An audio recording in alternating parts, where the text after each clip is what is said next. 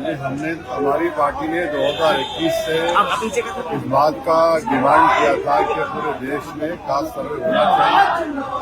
और जब आखिरी कास्ट सर्वे हुआ था 1931 में, जब कास्ट सर्वे होगा तो मालूम होगा कि किसको कितना फायदा हो रहा है, किसको नहीं हो रहा है, किसके पास जाती घर है, किसके पास ज़मीन नहीं है, किसकी आमदनी क्या है और कौन सी कास्ट ज़्यादा आगे बढ़ गई, कौन पीछे रह गया।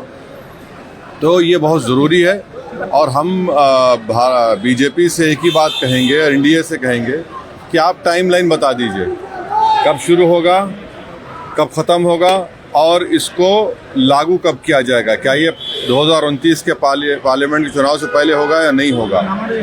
और दूसरी बात ये है कि पसमानदा मुसलमानों के लिए उनकी क्या स्थिति है, ज़मीनी हकीकत सबको मालूम हो जाएगी क्योंकि वो पसमानदा हैं।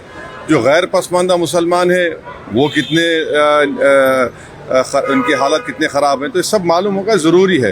देखिए, अमेरिका ने जब अफर्मेटिव एक्शन की बात की थी तो उसके बाद जो अफ्रीकन अमेरिकन थे और जो जूस थे और जो चाइनीज़ लोग थे, एक 3 मिसाल दे रहा हूँ, वो अफर्मेटिव एक्शन से उनको फ़ायदा हुआ, अमेरिका एक ताकतवर मुल्क बनता गया। तो ये भारत के लिए भी ज़रूरी है कि इस तरह का सेंसस हो और उसके बाद जो इक़दामात या स्टेप्स लेना पड़ेगा वो लेना पड़ेगा।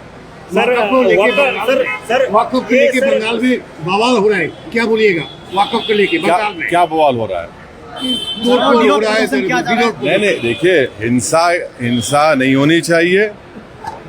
एक गलत कानून बीजेपी ने बनाया है जो कॉन्स्टिट्यूशन के फंडामेंटल राइट्स के खिलाफ है और all India Muslim personal law board ने इस कानून के खिलाफ बकरीद तक के प्रोटेस्ट का ऐलान किया है। हमारी पार्टी उस प्रोटेस्ट में हिस्सा ले रही है और हम उस कानून के खिलाफ हैं। सर, ये जो टेरर अटैक हुआ, काफ़ी सारा बयान आया, हालांकि कल अमित शाह का भी एक बयान आया, चुन चुन के जो है मारेंगे, आपने भी कहा। तो क्या लगता है सर, हालांकि अमेरिका का जो वाइस प्रेसिडेंट है उनका भी सपोर्ट कल भी देखा गया है, उन्होंने ट्वीट के माध्यम से बोला है कि अमेरिका का पूरा सपोर्ट इंडिया के साथ है। नहीं, पूरा अपोजिशन पार्टी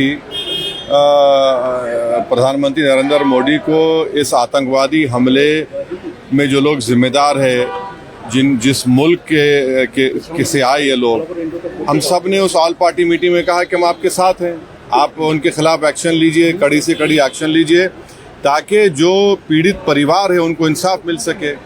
और पाकिस्तान से हम देखते हैं कि टेररिस्ट आते हैं भारत में और आकर इस तरह की उन्होंने बड़ी गंदी हरकत की कि उन्होंने पहले महिलाओं को, बच्चों को अलग किया, फिर मर्द लोगों को अलग किया और फिर उनका मज़हब पूछा और जब उन्होंने कहा कि उनका धर्म हिंदू है तो उनको गोली मार दी। तो ये तो बहुत ही गंदी हरकत और जितना भी इसको कंडेम किया जाए कम है।